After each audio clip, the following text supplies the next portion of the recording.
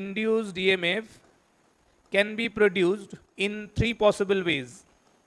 First one is d phi by dt can be found due to change of magnetic field induction dV/dt provided A and theta remains constant. First way or second way টা হলো যে d phi by dt টা possible because of বিটা same থাকছে, এরিয়াটা ধরো change হচ্ছে B into DA DT that into cos theta, ঠিক আছে। আবার আরেকটা পসিবিলিটি হতে পারে যে ডি ফাই বাই ডিটি সেখানে বি আর এরিয়া দুটোই কনস্ট্যান্ট, এটার চেঞ্জ হচ্ছে কস থিটাটা।